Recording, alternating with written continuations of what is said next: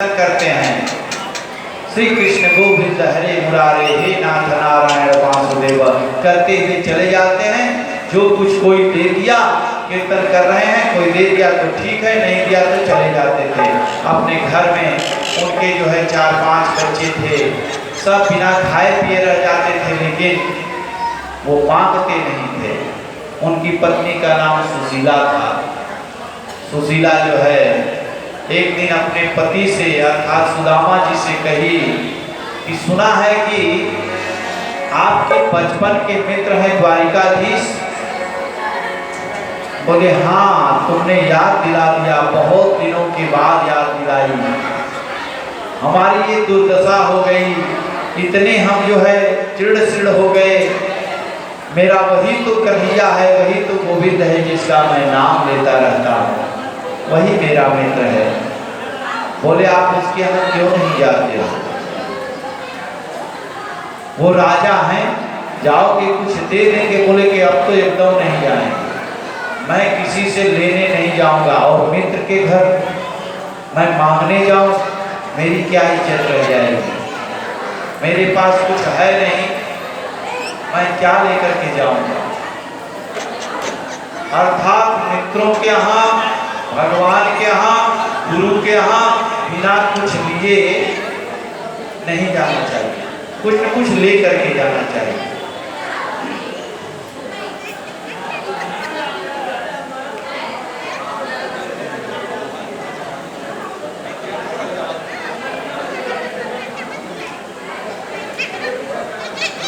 इस प्रकार से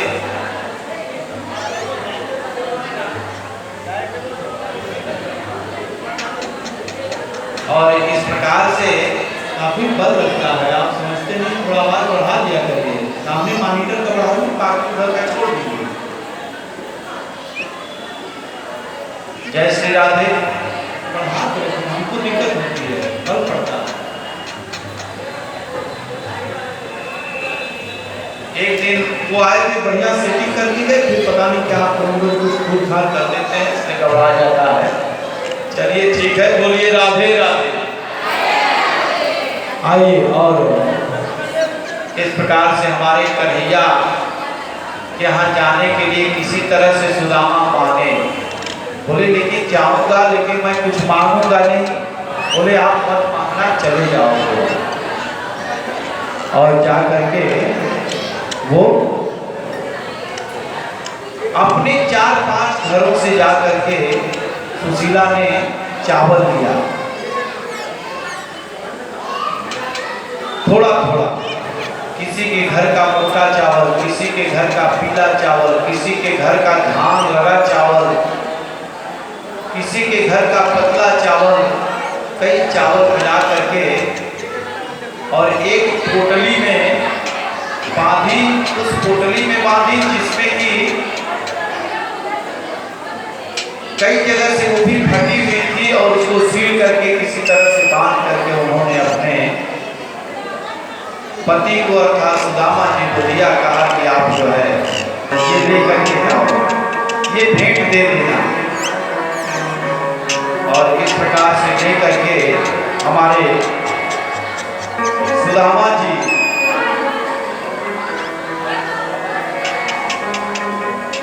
चले।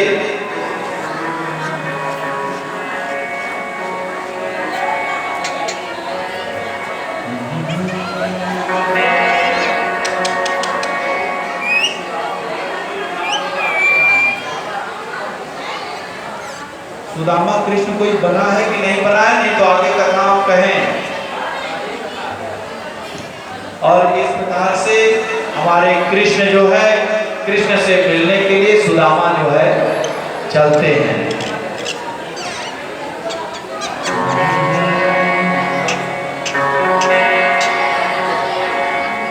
चले श्याम सुंदर, चले श्याम सुंदर से मिलने सुदामा, चले श्याम सुंदर से मिलने सुदामा।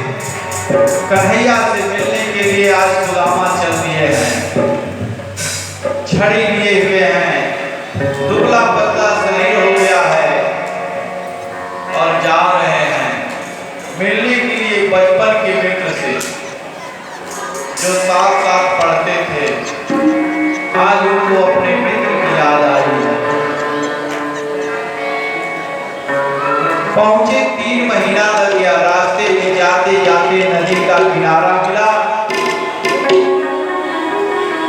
नदी के किनारे पर जाकर के रुक गए, थक गए, बैठ गए और इसके बाद इच्छा नहीं कर रही है, क्योंकि खाए पिए भी नहीं है, चला नहीं जा रहा है। फिर भी कुछ दूर चलते हैं, रुक जाते हैं। इसी तरह 3 महीने में पहुंचे थे नदी के तट पर। नदी पार करते हैं तो फिर द्वारिकापुरी जाने का रास्ता मिलता और उन्होंने देखा कि जाए कैसे। जल तो इतना भरा हुआ है नदी में। तब तक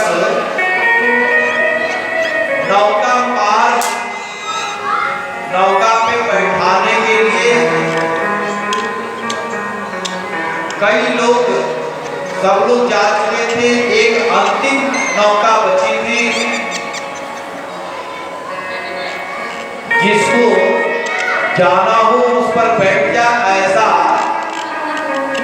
आवाज आई। मलाह ने कहा, नाविक ने कहा कि जिसको जाना है भैया उस पार, वो आकर के बैठ जाए, ये नौका अंतिम है, इसके बाद मैं घर चला जाऊंगा, वापस नहीं आऊंगा इस पार। इतनी बात सुनकर के हमारे सुदामा जी को आस लगी कि कम से कम चलो एक नौका तो बची है, इसी पे बैठ करके पार हो जाएंगे। और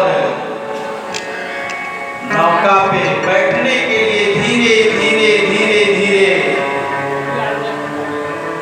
जा रहे हैं और जाने के बाद जो नाविक था वो कहा, भैया जल्दी आओ, देर हो रही है, बैठ जाओ, मैं आपको उस पार छोड़ दूं, मैं घर चला जाऊं। सुदामा जी को बैठा लिया नौका पे। अब बैठाने के बाद पूछा कि आपके पास कुछ है कि नहीं देने के लिए, उतराई वगैरह कुछ रखे हैं? बोले नहीं भैया, हमारे पास तो नहीं है, आप रहने दो, हमको मत पार करो, हम तो यहीं उतर जाते हैं। वैसे आप जा कहाँ रहे थे? बोले मैं अपने मित्र के यहाँ जा रहा था। अच्छा, आपके मित्र कौन हैं? बोले द्वारिकाधीश हमारे मित्र हैं। उनकी दीन दशा देख करके वो हंसने लगा। कहा, कहाँ राजा द्वारिकाधीश और कहाँ आप? ऐसे को भी वो मित्र कैसे बना दिए? ये तो बात कुछ समझ में नहीं आ रही है भैया, काहे हमारे साथ मजाक करते हैं? हमारे नगर के वो राजा हैं, वो आपसे मित्रता क्यों करेंगे? बोले भैया, हमारे मित्र के बारे में कुछ मत कहो, हमको यही उतार दो, हमारे पास नहीं कुछ है। अब वो इतना दूर हम आ गए, अब उसको गरज पड़ेगी तो आएगा तो हम जाएंगे, नहीं तो हम नहीं जाएंगे। अब तो उसको ही नहीं आना पड़ेगा। हम सोचे थे चले जाएंगे, कितने दिन से चल रहे हैं, रास्ता भूलते भूलते हरिद्वार प्रयाग कहाँ कहाँ घूम करके आज जो है हम इस नदी के तट पर पहुंचे। और यहाँ भी ये दशा है। हमारे मित्र के बारे में मत कुछ कहो, हम तो उतार दो। बोले भैया आप चिंता मत करो, आप जैसे लोगों को हम ऐसे ही पार कर देते हैं। और नाविक ने उनसे कहा कि बैठ जाओ।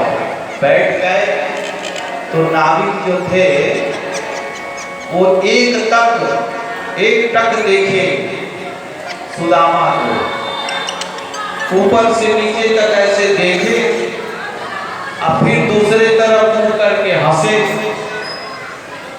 तो भाई अगर आप नहीं देख रहे हो, कोई आपको अगर देख रहा है तो अपने से नजर चली जाती है कि कोई मुझे देख तो नहीं रहा है। इस प्रकार से सुदामा जी को देख करके वो हंसा, तो सुदामा जी ने कहा भैया आप हमको ऐसे देख के काहे हंस रहे हो?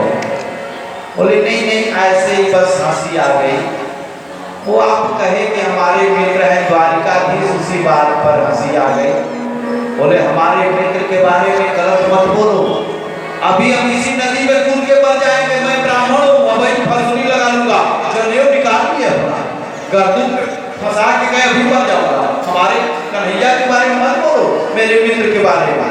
और मित्रों के साथ धोखा नहीं करना चाहिए, मित्रों के साथ झूठ नहीं बोलना चाहिए, मित्रों की बुराई नहीं सुननी चाहिए। इस प्रकार से उन्होंने कहा भैया भैया आप बैठो बैठो, ब्राह्मण देवता आप नाराज मत हो, अब मैं एकदम चर्चा नहीं करूंगा, आप जानो आपका काम जाने, हम उतार दीजिए, उतर जाए। आ गए इस पास, बोले कि भैया कभी होगा मेरे पास तो हम आपको दे देंगे, अभी नहीं है हमारे पास, आप उतार दिए, आपको धन्यवाद। आपने हमारे मित्र को थोड़ा कह दिया इसलिए मैं बोल दिया, आप हमें क्षमा करना।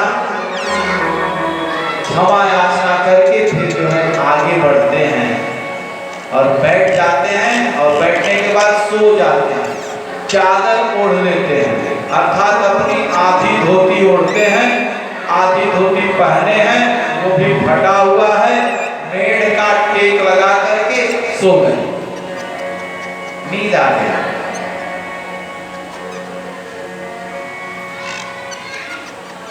और कन्हैया जो नाविक थे वो कन्हैया ही थे जो नाविक बन करके आए थे अपने मित्र को पार करने के लिए।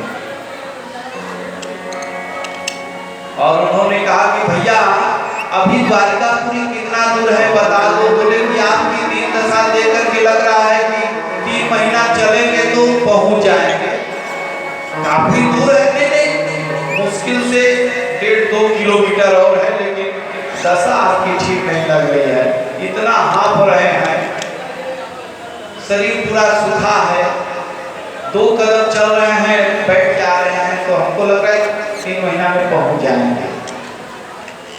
इतनी बात सुन करके बोले भैया इतना दूर है, अच्छा चलो धीरे धीरे प्रयास करेंगे। और नींद आ गई, सो गए। जब नींद खुला तो द्वारिकापुरी में अपने आप को पाए, और सब लोग कह रहे थे जय श्री कृष्णा, जय श्री कृष्णा, जय श्री कृष्णा, जय श्री कृष्णा। अब तो आवाज जय श्री कृष्णा की आने लगी। तो सुदामा जी ने कहा कि भैया ये हम कहाँ आ गए? बोले कि ये तो द्वारिकापुरी है। द्वारिकापुरी? मैं कब आ गया, हमको पता ही नहीं चला। ये द्वारिकाधीश का महल कहाँ है? बोले उनका महल बहुत अंदर है। क्या काम है आपको, आप कौन हो? बोले कि मैं जो हूँ सो हूँ, मैं द्वारिकाधीश से मिलना चाहता हूँ, हमको रास्ता बता दीजिए आप। सब हंसने लगते हैं उनको देख करके, सुदामा को।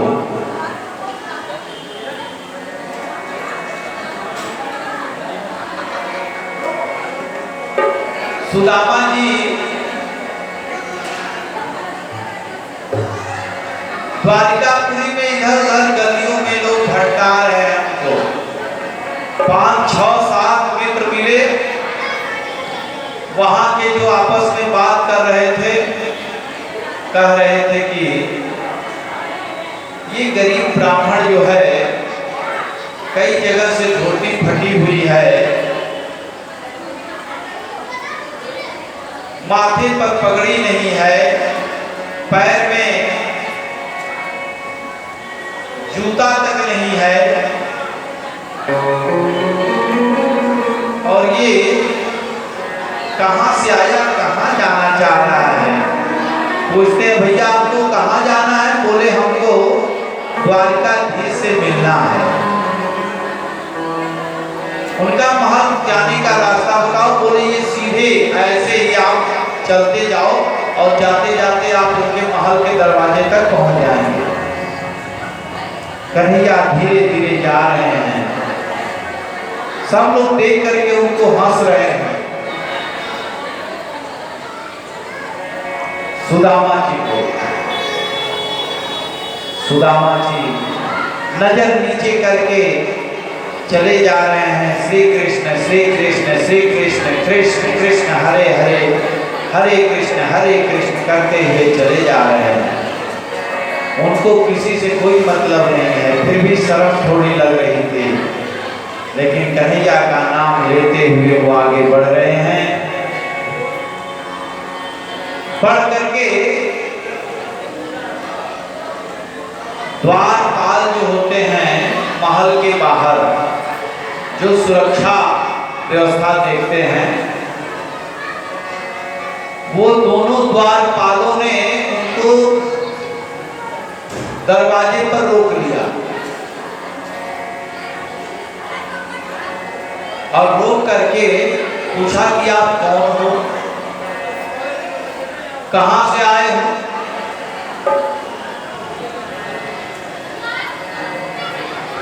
इस प्रकार की बात सुनकर के हमारे कन्हैया से मिलने की इच्छा से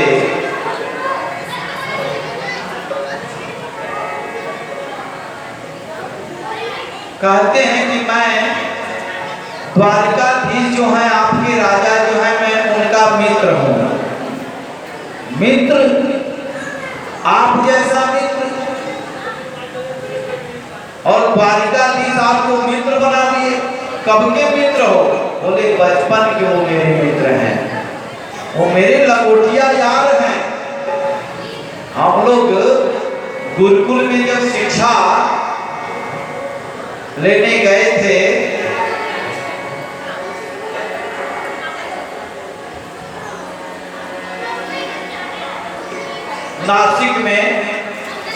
नासिक में गुरुकुल में शिक्षा लेने गए थे। सांदीपनी ऋषि के आश्रम में सांदीपनी ऋषि और उनकी पत्नी बड़े प्रेम भाव से सुदामा, कृष्ण, बलराम सभी बालों को शिक्षा देते थे गुरु उनके संदीपनी जी महाराज। अल्प समय में उन्होंने सारी विद्या का अध्ययन कर लिया।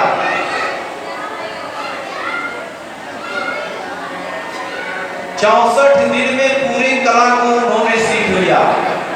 जितना ज्ञान था सब संदीपनी जी ऋषि जी महाराज ने उनको ज्ञान दे दिया।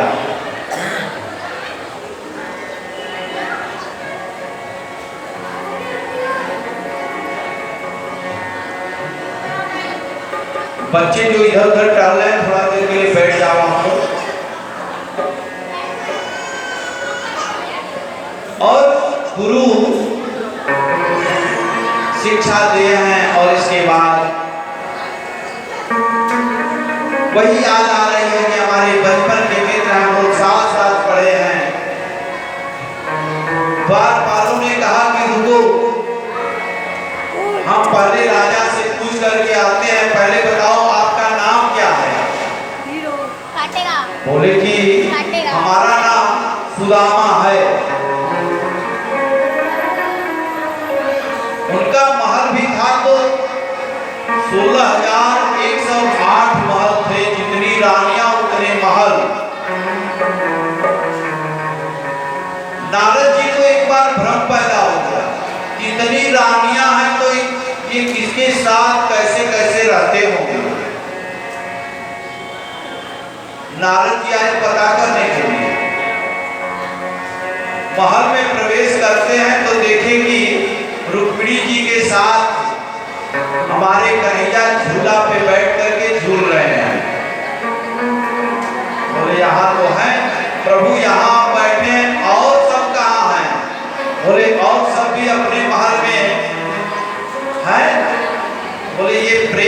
तरफा कर रहे हैं, इतने लोगों से विवाह किए, लेकिन आप एक के साथ बैठे हैं। नारद जी का स्वभाव जानते हैं, इधर की बात उधर करना, और जाकर के सत्यभामा जी के महल में प्रवेश किए। नारायण नारायण। सत्यभामा जी ने उनको प्रणाम किया। ऋषवर आपको प्रणाम है, आपके चरणों में मेरी वंदना स्वीकार करिए, आपके चरणों में कोटि कोटि नमन है। नारद जी ने कहा वो सब तो ठीक है, लेकिन रुक्मिणी के साथ जो है द्वारकाधीश बैठे हैं, आपको कोई आपत्ति नहीं होती? बोले कि रुक्मिणी के साथ कहाँ है, वो तो हमारे पास पलंग पे यहाँ देखिए घर में विश्राम कर रहे हैं, मैं तो अभी पैर दबा रही थी उनकी, आपकी आवाज सुनी नारायण नारायण की तो मैं बाहर चली आई। बोले अच्छा तनी दिखाओ तो। देखे तो वहां लेटे हुए थे कन्हैया, और सत्यभामा जी बड़ा प्रेम करती हैं और बड़ा रूठ भी जाती हैं। सत्यभामा सबसे खतरनाक उनकर मेहरारू रहा। हाँ, बात बात में रूठ जाए। वैसे भी जो धनाढ़ घर की लड़कियां होती हैं तो नखरा कुछ अलग रहता है। सत्राजीत नाम के जो राजा थे, उनके पास समंतक मणि थी।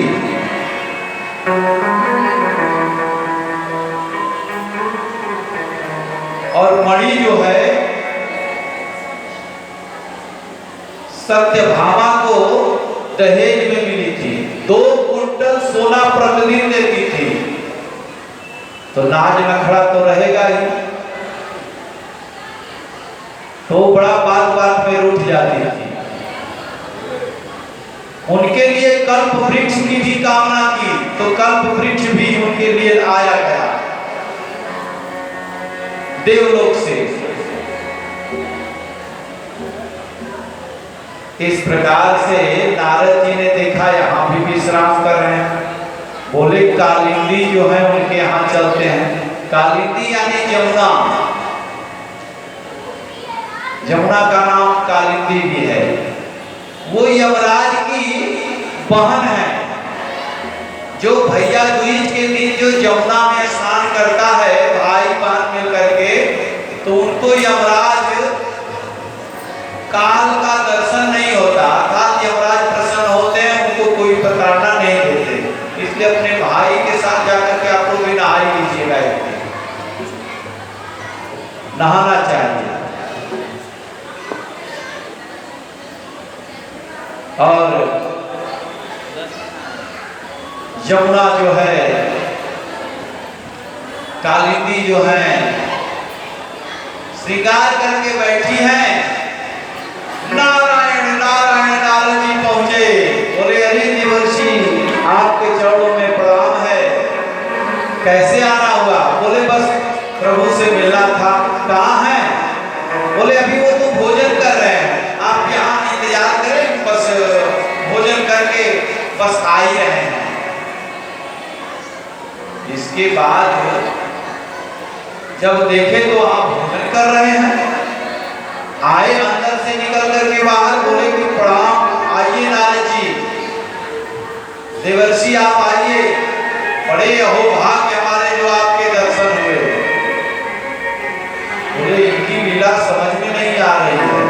अब वो नेत्र बंद करके नारद जी ने अपने दिव्य दृष्टि से देखा तो 16,108 जो रानियां हैं, सबके साथ हमारे कृष्ण जी बैठ करके आनंद से जीवन यापन कर रहे हैं। यानी जितनी रानियां उतने कृष्ण। सबको, कोई पंखा चल रही है, कोई पैर दबा रही है, कोई स्नान करा रहा है, किसी के साथ वो खेल रहे हैं, किसी के साथ हंसी ठिठोली कर रहे हैं। और फिर उन्होंने नेत्र बंद करके देखा तो जो रुक्मिणी रुक्मिणी है, उनसे कह रहे थे कि इनको कभी क्रोध नहीं आता है, ये हमेशा मुस्कुराती रहती हैं। तो कन्हैया को मन में आया कि थोड़ा इनको नाराज करते हैं, कभी देखिए ये गुस्सा अगर होंगी तो कैसी लगेगी। तो वो गुस्सा दिलाने के लिए उन्होंने कहा कि तुम हमारे साथ विवाह क्यों कर रही हो? रुक्मिणी, इतने सुंदर सुंदर राजा थे, तुम्हारा विवाह भी तय हो गया था इतना बढ़िया शिशुपाल के साथ, जो मेरा शत्रु भी है, उसके साथ तुम्हारा विवाह तय हो गया, फिर भी तुमने हमको पत्र क्यों लिखा, क्यों हमारे साथ भाग करके आई? हम तो वैसे भी रण छोड़दास हैं, रण को छोड़ करके भाग जाते हैं, और डर के मारे मैं समुद्र में अपना घर बनाया हूं। मेरे जैसा डरपोक तो कोई होगा नहीं, तुम मेरे साथ क्यों विवाह? बोले कि वो सब तो ठीक है। बोले अभी कुछ नहीं बिगड़ा है, अभी कहो तो तुरंत संदेशा भिजवाते हैं और शिशुपाल के साथ विवाह कर लो, चैन से रहोगी, अच्छे से रहोगी। बोले कि 5, 7, 10 लड़के हो गए, अभी आप ऐसी बात कर रहे हो? और इसकी बात सुन करके यशोदा हमारे रुक्मिणी जी को बड़ा कष्ट हुआ, और रुक्मिणी जी ने कहा कि मैं ऐसा नहीं करूंगी। लेकिन उन्होंने कहा कि मैं आपको पति मानी हूं, आप ऐसा कर रहे हैं। बड़ा उनको कष्ट हुआ, बेहोश हो गई, रुक्मिणी जी बेहोश हो गई। मजाक मजाक में कभी मजाक भी खतरनाक हो जाता है। अब 2 ही हाथ था भगवान के पास, दोनों हाथ से रुक्मिणी जी को पकड़े हैं, कुछ और बाहर से निकाले। एक हाथ से पंखा जल रहे हैं, एक हाथ से उनका पसीना पोंछ रहे हैं, और दोनों हाथ में लेकर उनको पड़े हुए, नहीं तो बहुत मजाक, हंसी मजाक जो है बड़ा भारी पड़ गया। अब हमको इतनी सेवा करनी पड़ रही है, अर्थात इतनी नाजुक है, उनको कभी गुस्सा नहीं आता है, कभी थोड़ी भी बात इधर उधर होती है तो वो सहन नहीं कर पाती है। ऐसे रुक्मिणी जी के साथ उन्होंने थोड़ा हंसी मजाक किया। ये नारद जी देख रहे हैं, सब मगन हैं, सब आनंद में हैं।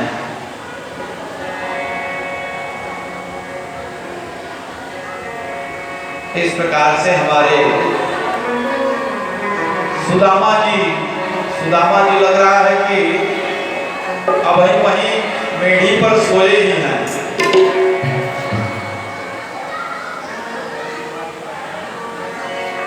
और द्वारपालों ने उनको रोका और कहा कि मैं अभी पता करके आता हूं।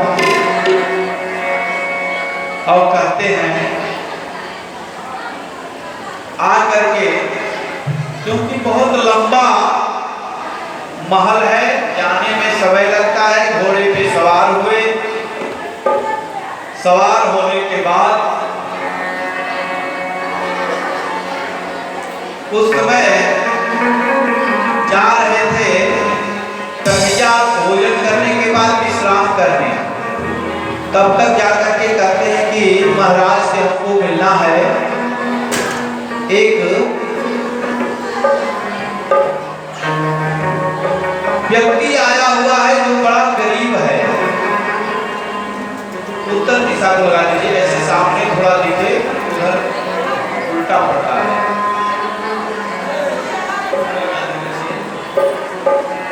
कुर्सी यहाँ लगा दीजिए, यहाँ पे लगाइए।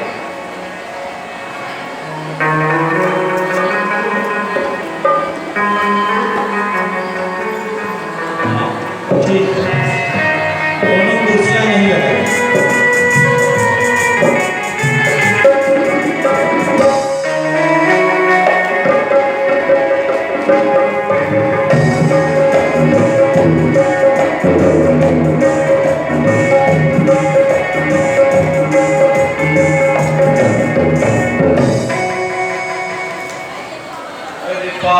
पर